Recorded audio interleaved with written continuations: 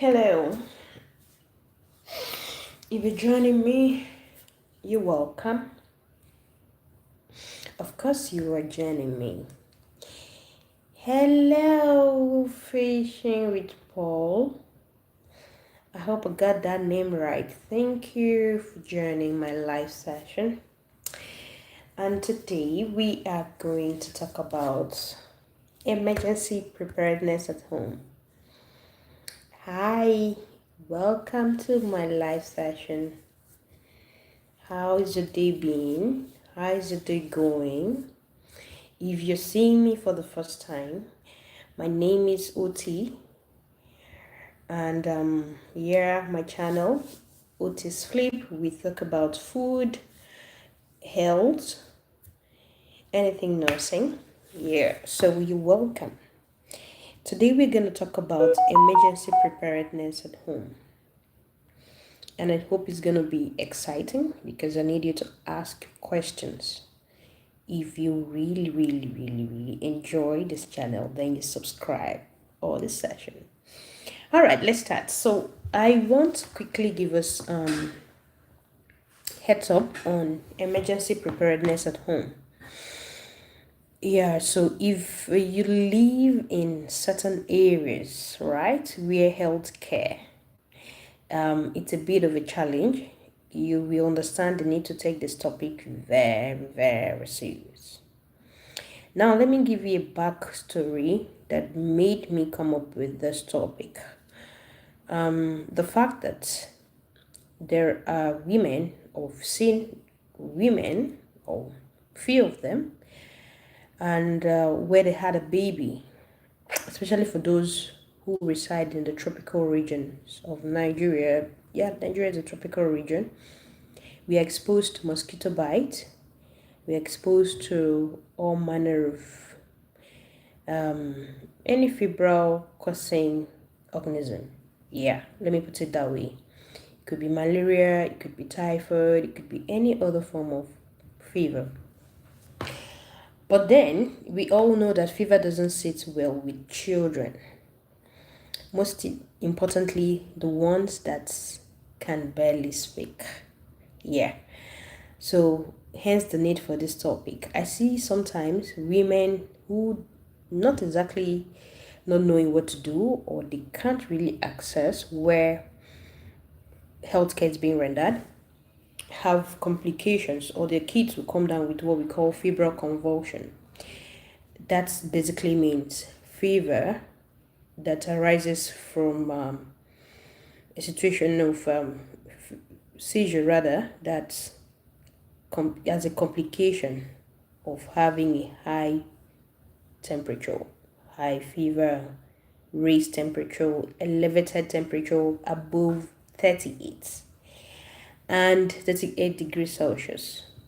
And for those who are in this region or any other person, emergency preparedness at home is more important than any other thing.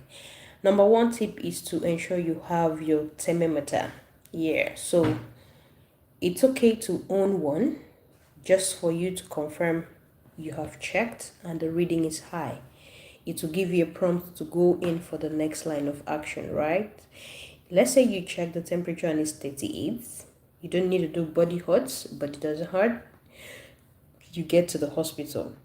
Now, let's say this is happening at night, which is the very thing that plays out every other time. Yeah, I see a lot of them. It's in the middle of the night, what we call nocturnal hyperparexia. And if it's a malaria fever, most times it comes at night. So what do you do? Driving out at night for some people or finding a vehicle to the nearest hospital can be a big deal. But when you have a thermometer at home to really confirm, then you can go ahead to give that child any medication that you have available that can drop the fever so the baby does not convulse. Convulsion is way not, it shouldn't be for a growing child because of the complications that comes with brain development and every other seizure complications. The child could fall, hit head, and of course, it's until the seizure ends or the convulsion stops before you can introduce anything. Aside that, let's say this child has the temperature checked and you are not prepared at home. You don't have either the syrup, neither do you have the suppository. Then there's a problem. You're now at the mercy of driving down to the nearest hospital for the management to take place. So what am I saying in essence? You should have a thermometer at least to check at home. Then you can always put up a call to your doctor and say, my child is having so and so temperature. Please advise on what to do next.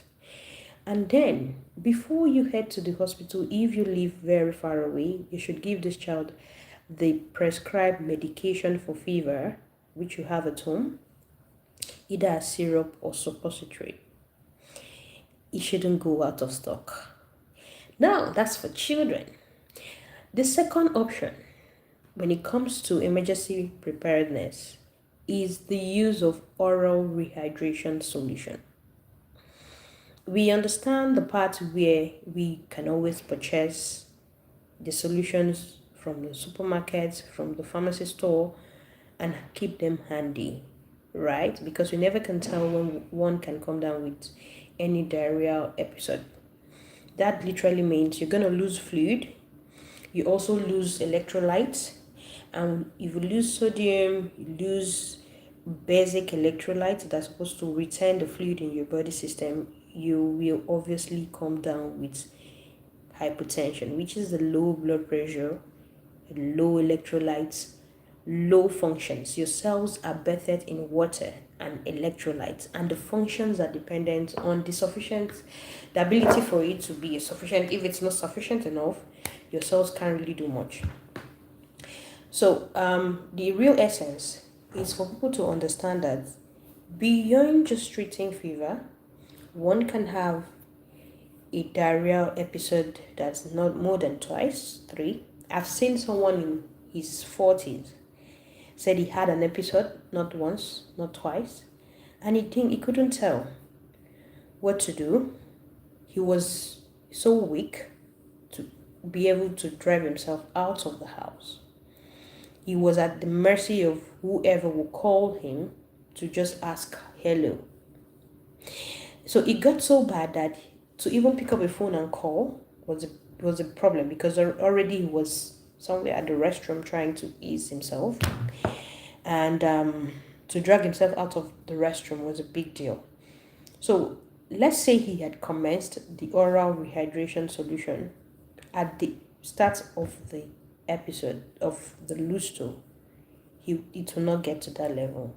And at that point, he's still strong enough to get himself to the hospital where he will be properly treated. So these are the reasons why it's important to have emergency plan at home, emergency preparedness plan at home.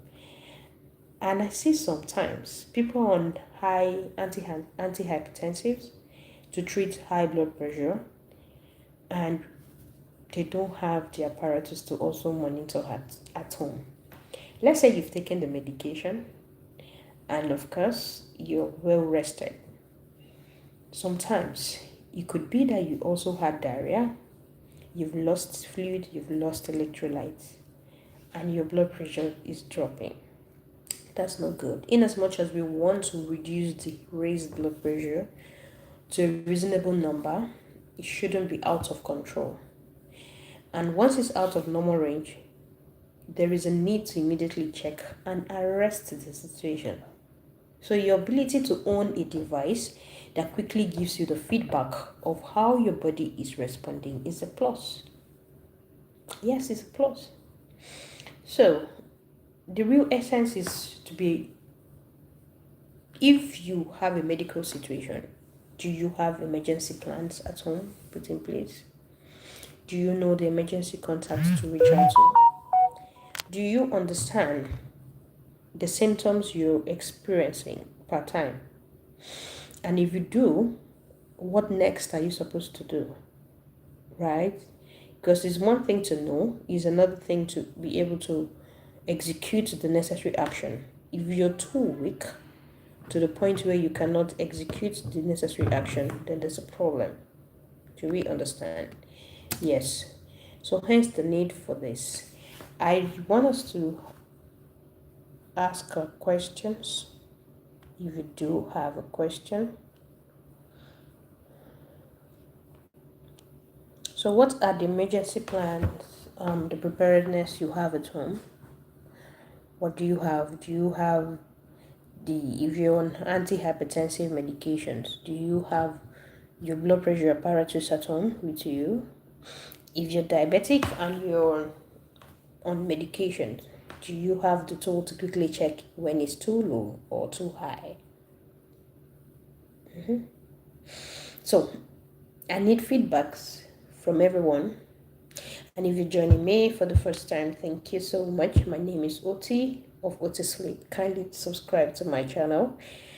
And today I just thought to share with us from a medical perspective that it's important to have emergency prepared approaches, plan, solution, product at home. Just in case there is a need for one, you will not run out of stock. So if you have a question, I'll be listening to answer your question. All right. Questions.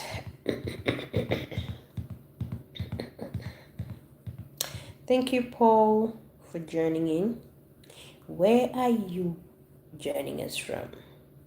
Just to say hello from Nigeria to you. Big shout out to you.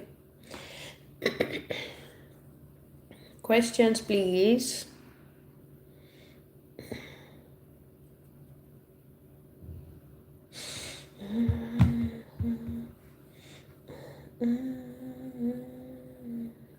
All right, so I see we don't have any question. I just want to end this live session with a huge thank you for stopping by, and I hope you've learned one or two. Be prepared, just so that you can arrest situations when it's possible, it's easy.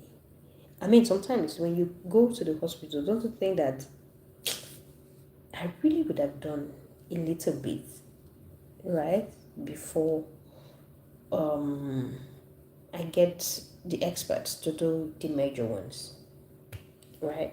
You get that part? Yes. So I see the wait time in some places. Forgive me, the so-called government hospitals. Oh Lord, oh Lord, the wait time is huge, and that's a lot of time. That's a lot of time. Sometimes you could rush to maybe an emergency room in the bid of, okay, I have diarrhea, and they're telling you just hold on. Your own diarrhea is not as bad as somebody that had an accident. Do you understand? We are going to attend to you.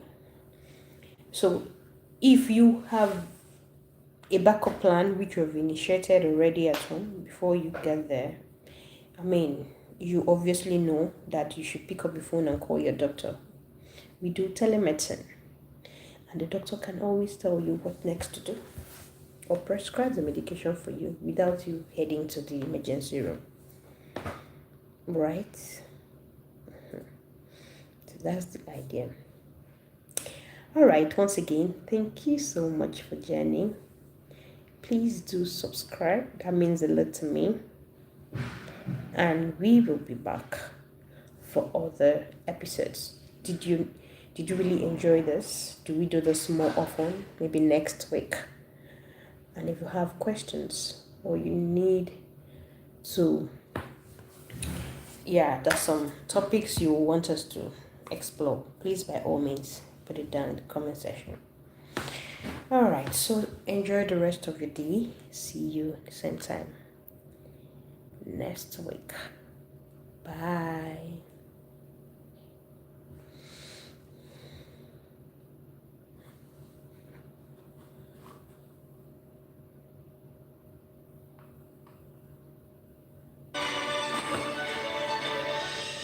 Although AI is a useful tool to help you accomplish tasks, it requires human involvement.